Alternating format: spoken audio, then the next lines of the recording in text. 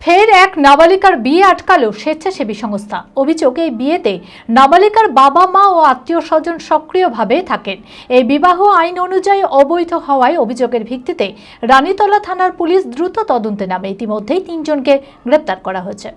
মানসিক স্বাস্থ্যের জন্য সবার আগে যে নামটি মনে ভেসে ওঠে, সুস্থ মনের ঠিকানা মনোবীক্ষণ।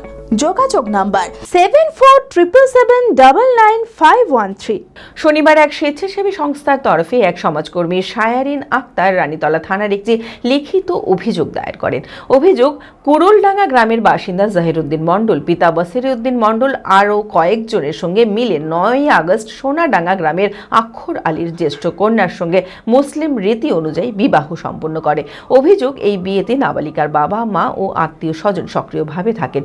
এই বিবাহ আইন অনুযায়ী অবৈধ হওয়ায় অভিযোগের ভিত্তিতে রানীতলা থানার পুলিশ দ্রুত তদন্তে নামে।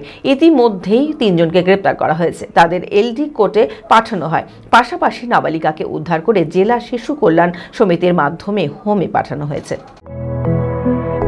B care institute of management and technology ভর্তি চলছে civil, mechanical, electrical, electronics and telecommunication engineering কোর্সে।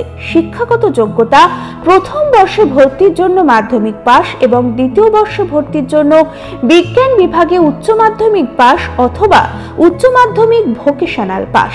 খুবই অল্প খরচে পড়ার সুবর্ণ সুযোগের সাথে রয়েছে স্কলারশিপের ব্যবস্থাও। রয়েছে বাস পরিষেবা ও হোটেলে থাকার ব্যবস্থা। আইটিআই পাস ছাত্রছাত্রীদের দ্বিতীয় বর্ষে সরাসরি ভর্তি চলছে। মেধাবী ও আর্থিক দিক দিয়ে পিছিয়ে পড়া ছাত্রছাত্রীদের জন্য রয়েছে 20% বিশেষ ছাড়। ঠিকানা NH 34 এর কাছে, কানফালা, নবগ্রাম, মুর্শিদাবাদ। যোগাযোগ নাম্বার 08967158821।